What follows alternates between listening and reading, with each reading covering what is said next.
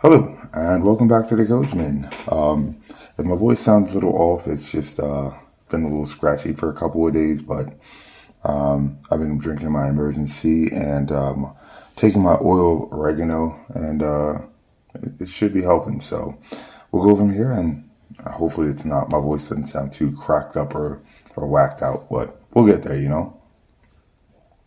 So for today's reading, we're going to be heading over to France, and we're going to be reading the story of,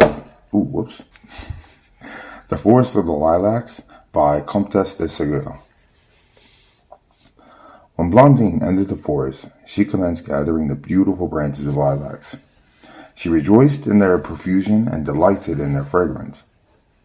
As she made her selection, it seemed to her that those which were more distant were still more beautiful, so she emptied her apron and her hat, which were both full, and filled them again and again. Blondine had been busily occupied for about an hour. She began to suffer from the heat and to feel a great fatigue.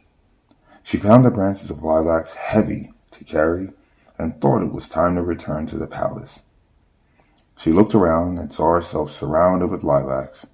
She called Gourmandinette, but no one replied. I'm not going to lie, I felt that same kind of heat when I was back in Pennsylvania, and it, with the humidity, always was horrific. Just trash. Hence why I live now in Reno. Okay.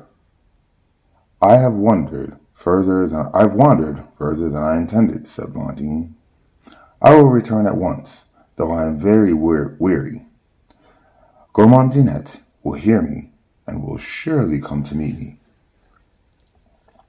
Blondine walked on rapidly for some time, but she could not find the boundaries of the forest. Many times she called anxiously upon Gourmandinette, but he did not respond, and at last she became terribly frightened.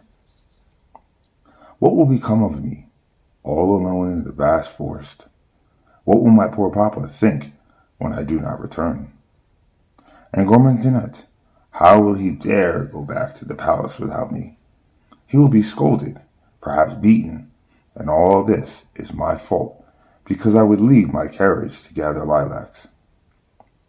Unfortunate girl that I am, I shall die of hunger and thirst in this forest, if the wolves do not eat me up this night.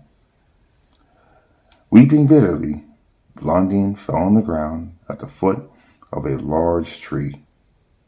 She wept a long time. At last, her great fatigue mastered her grief. She placed her little head upon her bundle of lilacs and slept peacefully. I'm going to say this before I go, but I'll be damned if I'm going to curl up next to a tree and just go to sleep weepily. I'm getting up and I'm finding my way home. But that's me. But I hope you enjoyed this story. And until next time, take care.